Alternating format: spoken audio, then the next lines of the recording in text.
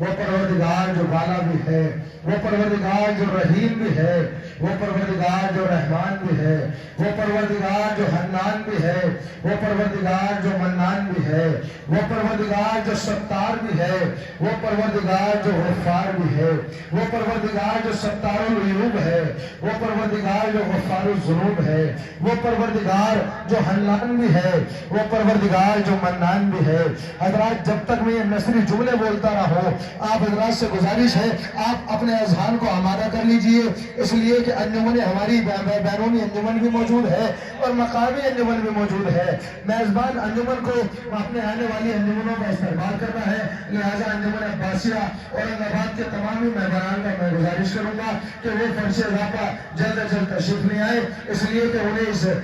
سلسلے کا آغاز کرنا ہے۔ لہذا جب تک میں نثری جملے بولتا رہوں، مہمان انجمن کے مہمانان سے گزارش ہے وہ مکمل طور پر فرش اضافہ آ کر تشریف لے آئے تاکہ اس پروگرام کا آغاز مکمل طور پر کیا جا سکے۔ وہ کائنات کا پروردگار جو علیم بھی ہے، جو کلیم بھی ہے، جو حنان بھی ہے، جو منان بھی ہے، وہ کائنات کا پروردگار حدیث قدسی میں ارشاد فرماتا ہے کنتو کنزم مخفیہ، میں ایک چھپا ہوا خزانہ تھا، میں ایک پوشیدہ خزانہ تھا، جب میں نے چاہا میں جانا جاؤں، جب میں نے چاہا میں پہچانا جاؤں، جب میں نے چاہا کوئی مجھے جاننے والا ہو، جب میں نے چاہا کوئی مجھے پہچاننے والا ہو، جب میں نے چاہا میں معبود ہوں، کوئی میرا عابد ہو، میں مشہور ہوں، کوئی میرے لیے ساجد ہو، میں خالق ہوں، کوئی میری مخلوق ہو، جب میں نے چاہا کہ میں نے پوری کائنات کو بنایا تو میرے سامنے کوئی شرکا خم کرنے والا ہو، مجھے کوئی اللہ ماننے والا ہو، مجھے کوئی معبود کہنے والا ہو،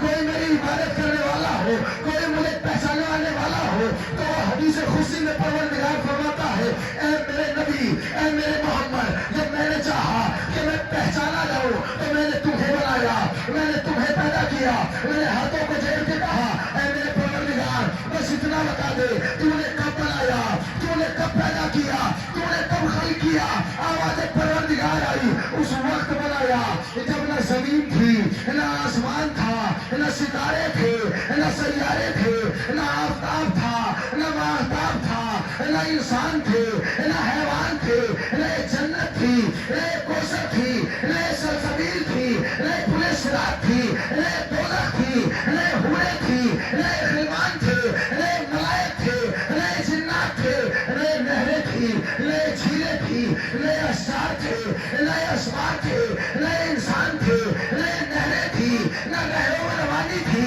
نہ پھول تھے، نہ پھولوں میں مہک تھی، نہ ڈالی تھی، نہ ڈالی میں لچک تھی۔ میں نے کہا پروردگار کچھ کیا تھا کہ کچھ بھی نہ تھا، میں نے کہا پروردگار جب کچھ بھی نہ تھا تو پھر کیا تھا؟ آواز پروردگار آئی ایک بننے والا تھا، ایک بنانے والا تھا۔ کچھ بھی نہ تھا، ایک بننے والا تھا، ایک بنانے والا تھا۔ میں نے کہا پروردگار جب تو نے ایسا بنایا، سب سے پہلے بنایا، جب تو نے ایسا بنایا سب سے اول بنایا، جب تو نے ایسا بنایا سب سے برتر بنایا، جب تو نے ایسا بنایا سب سے افضل بنایا، جب تو نے ایسا بنایا سب سے پہلے بنایا، تو پھر بتا تو صحیح تو نے اپنے نبی کو عزتیں کیا دی ہیں، معیار کیا دیا ہے، عہدہ کیا دیا ہے، فضیلتیں کیا دی ہیں، عزتیں کیا دی ہیں، لقب کیا دیا ہے، منصب کیا دیا ہے۔ آواز پروردگار آئی اگر میرے نبی کا منصب جاننا چاہتے ہو، اگر میرے نبی کا عہدہ پہچاننا چاہتے ہو، اگر میرے نبی کا معیار جاننا چاہتے ہو، اگر میرے نبی کی فضیلتیں سننا چاہتے ہو تو جاؤ جا کے قرآن اٹھاؤ، اس لیے کہ قرآن ہی وہ کتاب ہے جو میرے نبی کے قصیدے سناتی ہے، میرے نبی کی مرتبت سناتی ہے، میرے نبی کی فضیلت سناتی ہے، میرے نبی کا عہدہ بتاتی ہے۔ اب میں نے قرآن اٹھایا، قسم خدا کی کمال ہو گیا، اب جب قرآن کھولا کہیں طٰہٰ کہہ کر پکارا، کہیں یاسین کہہ کر پکارا، کہیں مزمل کہہ کر پکارا، کہیں مدثر کہہ کر پکارا، کہیں مدثر کہا، کہیں مزمل کہا۔ بھائی وہ محمد جو دعا یتیم عبداللہ، وہ محمد جو آمنہ کا چاند، وہ محمد جو دعا ابراہیم، وہ محمد جو شجرۃ طیبہ کا ثمر، وہ محمد جو خلق اول ہے، خلق اول ہے، عشق اول ہے، نور اول ہے، مخلوق اول ہے، وہ منطقوں کا مزاق ہے، لما خلقت الافلاک ہے، گنتی کا پہلا عدد ہے، وہ یہ تخلیق کائنات ہے، اس عشق اول ہے، نور اول ہے، مخلوق اول ہے، نور اول ہے، جو سراج منیر ہے، جو بشیر ہے، جو نذیر ہے، جو ہمارے دلوں کا مزاج ہے، جو خلق الافلاق ہے، جو گنتی کا پہلا عدد ہے، وہ محمد جو سلب ابراہیم سے منتقل ہوتا ہوا سلب عبد المطلب میں آیا، سلب عبد المطلب سے منتقل ہوتا ہوا سلب عبداللہ میں آیا، سلب عبداللہ سے منتقل ہوتا ہوا بدر آمنہ میں پہنچا، بدر آمنہ سے منتقل ہوتا ہوا آغوش آمنہ میں آیا، آغوش آمنہ سے منتقل ہوتا ہوا آغوش عبد المطلب میں آیا، آغوش عبد المطلب سے منتقل ہوتا ہوا آغوش ابو طالب میں آیا، اور آغوش ابو طالب کا ایک کمال تھا کہ ایک کو پالا تو زمانے کا نبی بنایا، دوسرے کو پالا تو زمانے کا امام۔